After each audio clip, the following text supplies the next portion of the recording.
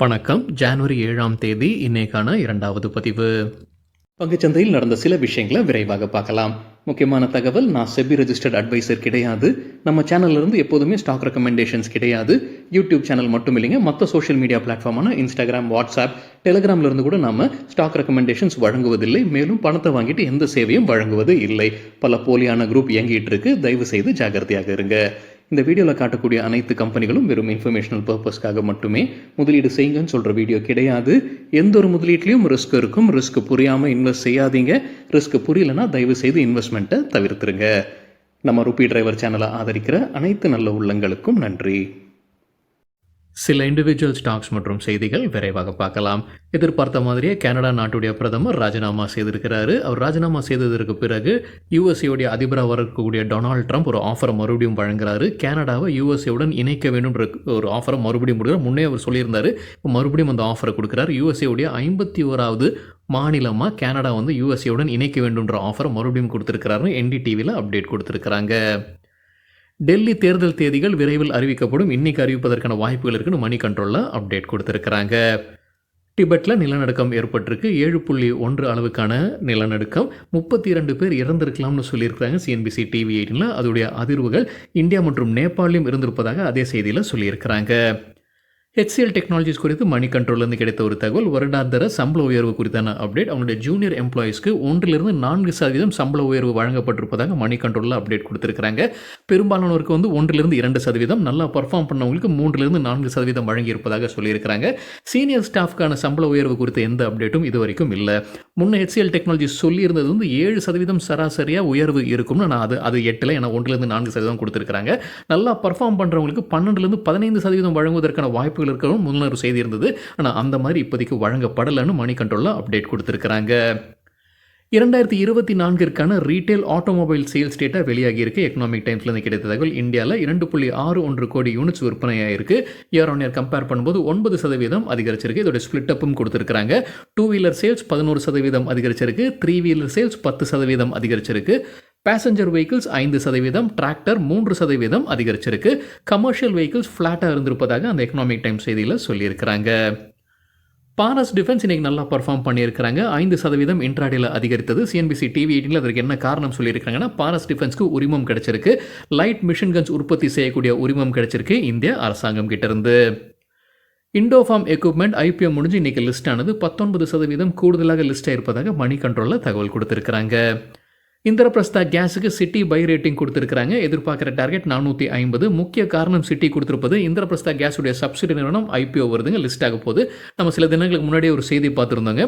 Maharashtra natural gas listing ஆகிறதுன வாய்ப்பு இருக்குது. 1000 கோடி ரூபாய்க்கான IPO வருவதற்கான வாய்ப்பு இருக்குன்னு. இந்த மகாராஷ்டிரா நேச்சுரல் கேஸ்ன்றது ஒரு ஜாயிண்ட் வெஞ்சர். BPCL, கெயில் மற்றும் IGL உடைய இந்திரபிரஸ்தா கேஸ் உடைய ஒரு ஜாயிண்ட் வெஞ்சர். இது லிஸ்டிங்கு வரது பாசிட்டிவாக கருதுறாங்க சிட்டி. இதில் BPCL மற்றும் கெயில் இந்த ஜாயிண்ட் வெஞ்சரில் தலா 22.5% ஸ்டேக் வைத்திருக்கிறாங்க. IGL 50% ஸ்டேக் வைத்திருக்கிறாங்க. பயோகான் இன்னைக்கு நல்லா பர்ஃபார்ம் பண்ணியிருக்கிறாங்க. இன்ட்ராடேல 4% அதிகரிச்சிருக்குன்னு சிஎன்பிசி டிவி 18 கிடைத்த தகவல். அதற்கு முக்கிய காரணம் அவங்க சொல்லியிருப்பது, சோரியாசிஸ் சிகிச்சைக்கு பயன்படுத்தக்கூடிய அவங்களுடைய மருந்துக்கு ஜப்பான் அத்தாரிட்டிஸ் ஒப்புதல் வழங்கியிருக்கிறாங்க. லார்சன் அண்ட் டியூப்ரோ தரப்பு அப்டேட் இருக்குது. கம்பெனிக்கு புது ஆர்டர்ஸ் கிடச்சிருக்குன்னு சொல்லியிருக்கிறாங்க. இந்தியா மற்றும் வெளிநாட்டில் இருந்து. இந்தியாவில் வெஸ்ட் பெங்காலில் கிடச்சிருக்கு. வெளிநாட்டில் சவுதி அரேபியா மற்றும் துபாயிலிருந்து கிடச்சிருக்கு. அதோடைய மதிப்பு சொல்லலை, லார்ஜ் ஆர்டர்ஸ்ன்னு தான் சொல்லியிருக்கிறாங்க. கம்பெனி லார்ஜ் ஆர்டர்ஸ்ன்னு சொன்னாங்கன்னா அதோடைய மதிப்பு 2500 5000 கோடி ரூபாய் இடையே இருக்கலாம். ஜொமேட்டோ இன்றைக்கி ஒரு வீழ்ச்சியை பார்த்துருக்குன்னு நினைக்கிறேங்க. ஜெஃப்ரிஸ் ரேட்டிங்கை டவுன்கிரேட் பண்ணியிருக்கிறாங்க. டவுன்கிரேடுக்கு பிறகு ஹோல்ட் ரேட்டிங் வழங்கியிருக்கிறாங்க. டார்கெட் ப்ரைஸையும் குறைச்சிருக்கிறாங்க. புது டார்கெட் 275, முன்ன சொல்லியிருந்தது 335, இப்போ 250 லெவலில் ட்ரேட் ஆகிட்டு இருக்கு ஜொமேட்டோ. கோடெக் செக்யூரிட்டி சில ஸ்டாக் ரெக்கமெண்டேஷன்ஸ் கொடுத்துருக்காங்க. NDTV ப்ராஃபிட்லேருந்து கிடைத்த தகவல், மஹிந்திரா அண்ட் மஹிந்திராக்கு பை ரேட்டிங், எதிர்பார்க்குற target 3250, stop loss 3040. Metropolis health கேருக்கு buy rating, target 2140, stop loss 1960. Godrej கன்சியூமருக்கு பை ரேட்டிங், எதிர்பார்க்குற டார்கெட் 1190, ஸ்டாப் லாஸ் 1102 ரூபாய். அஜந்தா ஃபார்மாக்கு பை ரேட்டிங், எதிர்பார்க்குற டார்கெட் 3047, ஸ்டாப் லாஸ் 2847. ஆல்கம் லேபரேட்டரிஸ்க்கு பை ரேட்டிங் கொடுத்துருக்குறாங்க. எதிர்பார்க்குற target 5610, stop loss 5465. Kalyan jewellers இன்னைக்கு நல்லா பெர்ஃபார்ம் பண்ணியிருக்காங்க. இன்ட்ராடேல 5% அதிகரிச்சிருக்குன்னு எக்கனாமிக் டைம்ஸ்லேருந்து கிடைத்த தகவல். அதுக்கு முக்கிய காரணம் அவங்க சொல்லியிருப்பது டிசம்பர் குவார்ட்டருக்கான அப்டேட் வெளியிட்டிருக்கிறாங்க. கன்சாலிடேட்டட் ரெவென்யூ டிசம்பர் குவார்ட்டரில் இயர் ஆன் இயர் 39% அதிகரிச்சிருக்கு. இந்தியா ஆப்ரேஷன்ஸ் மட்டும் பார்க்கும்போது 41% அதிகரிச்சிருக்கு. சேம் ஸ்டோர் சேல்ஸ் growth 24% அதிகரிச்சிருக்கு. இந்த குவார்ட்டரில் புதிதாக 24 ஷோரூம்ஸை திறந்திருக்கிறாங்க. அடுத்த நிதியாண்டு 2026ல் 170 ஷோரூம்ஸை திறப்பதற்கான திட்டம் இருப்பதாகவும் சொல்லியிருக்கிறாங்க கல்யாண் ஜுவல்லர்ஸ். சோபா கம்பெனிக்கு சிட்டி தொடர்ந்து செல் ரேட்டிங் கொடுத்துருக்காங்க. டார்கெட் ப்ரைஸை குறைச்சிருக்கிறாங்க. முன்ன சொல்லியிருந்தது 1460, இப்போ 1450 குறைச்சிருக்கிறாங்க. 6% விழுவதற்கான வாய்ப்பு இருக்குன்னு கருதுறாங்க சிட்டி. இன்ஃபோஎஜ், நாக்ரி.com போன்ற வெப்சைட்ஸை நடத்தக்கூடிய நிறுவனம் எக்கனாமிக் டைம்ஸ்லேருந்து கிடைத்த தகவல் இன்னைக்கு இன்ட்ராடியில் 4% வீழ்ச்சியை பார்த்துருக்கு. டிசம்பர் குவார்ட்டருக்கான அப்டேட் வெளியிட்டிருக்கிறாங்க. ஸ்டாண்டலோன் பில்லிங்ஸ் 668 கோடி ரூபாய், இயர் ஆன் இயர் 16% அதிகரிச்சிருக்கு. நடப்பு நிதியாண்டுடைய முதல் 9 மாதத்துடைய பில்லிங்ஸ் பார்க்கும்போது 1898 கோடி ரூபாய், இயர் ஆன் இயர் 14% அதிகரிச்சிருக்கு. அதானி பவர் இன்னைக்கு இன்ட்ராடேல 5% அதிகரித்தது. எக்கனாமிக் டைம்ஸில் ஒரு அப்டேட் கொடுத்துருக்காங்க. அதானி பவர் வந்து ஒரு வழக்கு தொடர்ந்து இருக்கிறாங்க சுப்ரீம் கோர்ட்டில். அந்த சுப்ரீம் கோர்ட் அதை விசாரிக்க ஏற்றுக்கிட்டு இருக்கிறாங்க. யார் மீதான வழக்கு இது? Punjab state electricity regulatory commission அவங்க மீது 2006 ஒரு பவர் பர்ச்சேஸ் அக்ரிமெண்ட்டை வந்து அவங்க ஏற்றுக்க மறுத்துட்டாங்க இந்த Punjab state electricity regulatory commission. இப்போ அதை எதிர்த்து அவங்க சுப்ரீம் கோர்ட்டுக்கு போயிருக்கிறாங்க. சுப்ரீம் கோர்ட் அதை விசாரணைக்கு எடுத்துக்கிட்டு இருக்கிறாங்கன்னு எக்கனாமிக் டைம்ஸில் அப்டேட் கொடுத்துருக்காங்க. So Punjab state electricity regulatory கமிஷனுக்கு நோட்டீஸ் அனுப்பியிருக்கிறாங்க சுப்ரீம் கோர்ட்.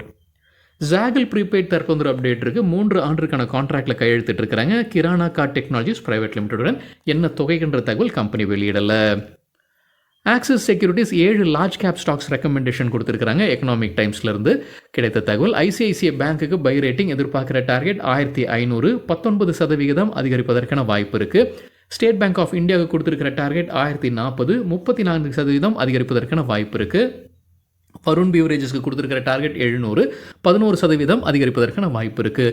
ஹெச்டிஎஃப்சி பேங்க்குக்கு கொடுத்துருக்கிற டார்கெட் 2025 ரூபாய், 19% அதிகரிக்கும்ன்ற எதிர்பார்ப்பு. பாரதி ஏர்டெலுக்கு கொடுத்துருக்கிற டார்கெட் 1880, 19% அதிகரிப்பதற்கான வாய்ப்பு இருக்குன்னு கருதுறாங்க ஆக்சிஸ் செக்யூரிட்டிஸ்.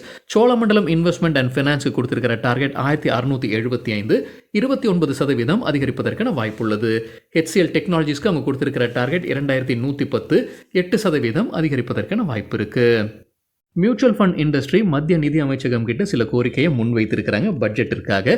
அதில் சில விஷயங்கள் விரைவாக பார்க்கலாம். மணி கண்ட்ரோல்லேருந்து கிடைத்த தகவல். அசோசியேஷன் ஆஃப் மியூச்சுவல் ஃபண்ட் சில கோரிக்கைகளை மத்திய நிதி அமைச்சகம் கிட்ட வைத்திருக்கிறாங்க. முதலாவதாக டெப்ட் மியூச்சுவல் ஃபண்ட்ஸ்க்கான லாங் டேர்ம் கேபிட்டல் கெயின்ஸுடைய இண்டெக்ஸேஷன் பெனிஃபிட்ஸை திரும்ப கொண்டு வர வேண்டும்ன்ற கோரிக்கையை முன்வைத்திருக்கிறாங்க. 2024 பட்ஜெட்டில் அதை திரும்ப பெற்றுட்டாங்க மத்திய அரசு. அதை திரும்ப கொண்டு வர வேண்டும், அந்த இண்டெக்ஸேஷன் பெனிஃபிட்ஸை திரும்ப கொண்டு வர வேண்டும்ன்ற கோரிக்கையை முன்வைத்திருக்கிறாங்க டெப்ட் மியூச்சுவல் ஃபண்ட்ஸ்க்கு.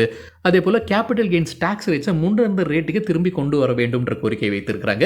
அதாவது ஷார்ட் டேர்முக்கு முன்னே இருந்தது 15%, போன பட்ஜெட்டில் 20% உயர்த்தியிருந்தாங்க. அதை திரும்ப 15% கொண்டு வர வேண்டும். அதே போல் லாங் டேர்முக்கு முன்னே இருந்தது 10%, இப்போ புதிதாக 12.5%, அது மறுபடியும் 10% கொண்டு வர வேண்டும்ன்ற கோரிக்கையை முன்வைத்திருக்கிறாங்க association of mutual funds. SEBI registered mutual funds tax பெனிஃபிட்ஸுடனான பென்ஷன் ஓரியன்டட் ஸ்கீம்ஸை அறிமுகம் செய்வதற்கு அனுமதி வழங்க வேண்டும்ன்ற கோரிக்கையை வைத்திருக்கிறாங்க. அடுத்ததாக மியூச்சுவல் ஃபண்ட்ஸ் வந்து ப்ரையாரிட்டி செக்டரில் முதலீடு செய்யும் போது அவங்களுக்கு வரி விலக்கு வழங்க வேண்டும்ன்ற கோரிக்கையும் முன்வைத்திருக்கிறாங்க.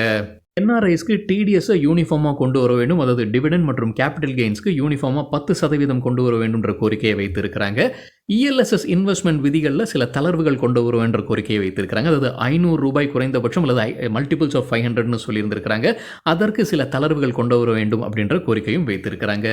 டிடிஎஸ்க்கான த்ரெஷ்ஹோல்டை அதிகரிக்க வேண்டும். அதாவது எப்போ டிடிஎஸ் கலெக்ட் பண்ணணும், இப்போ 5000 ரூபாய் டிவிடெண்ட் இருந்ததுன்னா நம்ம டிடிஎஸ் கலெக்ட் பண்ணணுன்றது இருக்குது. அந்த 5000ன்றது வந்து 50000 ரூபாயாக உயர்த்த வேண்டும். ஆண்டு ஒன்று இருக்குது, 50000 ரூபாயாக இருந்தால் டிடிஎஸ் கலெக்ட் பண்ணுங்கன்ற மாதிரி கொண்டு வாங்கன்ற கோரிக்கையும் முன்வைத்திருக்கிறாங்க. சரிங்க, இதுதான் சில விஷயங்கள் என்னுடைய பார்வைக்கு எட்டியது. நன்றி, வணக்கம்.